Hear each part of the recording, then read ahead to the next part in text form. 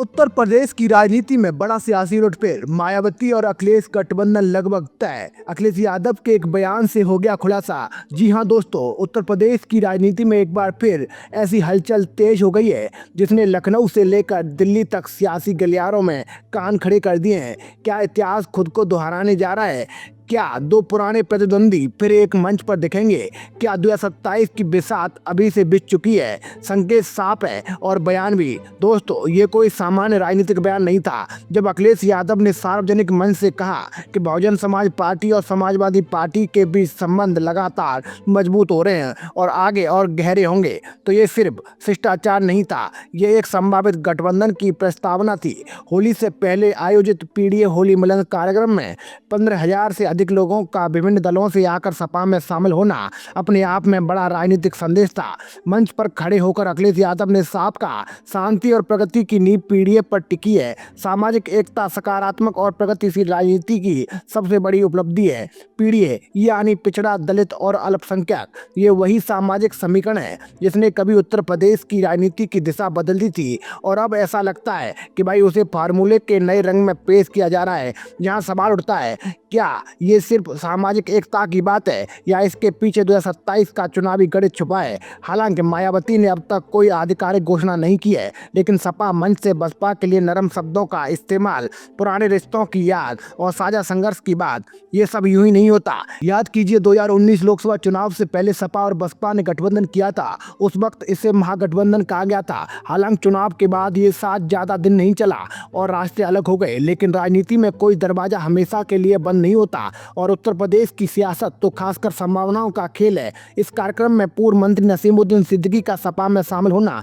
सबसे बड़ा संकेत माना जा रहा था। कभी बसपा के कद्दावर नेता रहे सिद्दीकी, जो मायावती के बेहद करीबी माने जाते थे और 4 बार मंत्री रहे, उनका सपा में आना सिर्फ एक व्यक्ति का दल बदल नहीं, ये एक संदेश है। साथ ही अपना दल सोनोवाल के पूर्व विधायक राजकुमार पाल का शामिल होना भी बताता है कि अखिलेश यादव सामाजिक समीकरण को चौड़ा करने में जुटे हैं। अखिलेश ने मंच से कहा कि ये शामिल होना इसलिए महत्वपूर्ण है क्योंकि इससे पीढ़ी की संभावनाएं और मजबूत होंगी। अखिलेश यादव ने अपने भाषण में बी आर अम्बेडकर और राम मनोहर लोहिया का भी जिक्र किया। उन्होंने कहा कि कभी इन दोनों विचारधाराओं ने मिलकर राजनीति को नई दिशा देने की कोशिश की थी, लेकिन परिस्थितियां अनुकूल नहीं रहीं। ये संदर्भ यूं ही नहीं दिया गया। अम्बेडकर का सामाजिक न्याय और लोहिया का समाजवाद आंदोलन, इन दोनों की विचारधाराओं का संगम ही सपा बसपा गठबंधन का वैचारिक आधार बन सकता है। अखिलेश यादव ने यह भी कहा, गठबंधन बने और बाद में टूट भी गए, लेकिन हमें उम्मीद है कि आने वाले समय में हम मिलकर उस संघर्ष को मजबूत करेंगे। ये बयान भविष्य की रणनीति का संकेत देता है, सिर्फ गठबंधन की बात ही नहीं। अखिलेश यादव ने मुख्यमंत्री योगी आदित्यनाथ पर भी परोक्ष हमला बोला।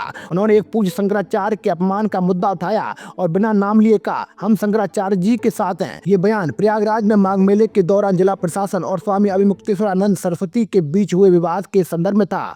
मुख्यमंत्री योगी आदित्यनाथ ने हाल ही में विधानसभा में कहा था कि हर कोई शंकराचार्य की उपाधि का उपयोग नहीं कर सकता और धार्मिक मर्यादा और कानून का पालन करना बहुत जरूरी है। ये मुद्दा धार्मिक और राजनीतिक दोनों आयामों में असर डाल सकता है। क्या ये सब 2027 विधानसभा चुनाव की तैयारी है? उत्तर प्रदेश में भाजपा का मजबूत आधार है और योगी आदित्यनाथ की अगुवाई में पार्टी लगातार सत्ता में है। ऐसे में विपक्ष के लिए एकजुट होना रणनीतिक मजबूरी भी है। पीडीए का नारा दरअसल सामाजिक समीकरणों को फिर से जोड़ने की पूरी कोशिश है। पिछड़ा, दलित, अल्पसंख्यक का संयुक्त वोट बैंक अगर एकजुट होता है तो ये किसी भी चुनाव में बड़ा असर डाल सकता है। सपा को यहाँ पिछड़े और मुस्लिम वोटों का आधार माना जाता है, वहीं बसपा का दलित वोट बैंक उसकी ताकत है। अगर दोनों साथ आ जाते हैं तो समीकरण बदल सकते हैं। इतिहास गवाह है कि सपा बसपा का रिश्ता उतना ही जड़ रहा है जितना प्रभावशाली। 1993 में मिले मुलायम काशीराम का नारा लगा था, 2019 में भी साथ आए लेकिन बाद में अलग हो गए। अब सवाल ये है, क्या इस बार साथ टिकेगा? राजनीति में स्थायी दोस्त या दुश्मन नहीं होते, सिर्फ हित होते हैं। और अगर दोनों दलों को लगता है कि भाजपा को चुनौती देने के लिए साथ आना जरूरी है तो ये गठबंधन हकीकत बन सकता है। उत्तर प्रदेश की राजनीति में जो हलचल दिख रही है वो आने वाले महीनों में और तेज होगी। अखिलेश यादव के बयान ने ये साफ कर दिया है कि सपा बसपा के साथ रिश्तों को फिर से परिभाषित करना चाहती है। मायावती की ओर से अभी आधिकारिक मुहर बाकी है, लेकिन संकेतों की भाषा राजनीति में बहुत कुछ कह देती है। क्या ये सिर्फ होली मिलन का संदेश है या 2027 की जीत का खाका? क्या पीढ़ी नया राजनीतिक मंत्र बनेगा? क्या सपा बसपा फिर साथ आएंगे और फिर इस बार गठबंधन टिकेगा?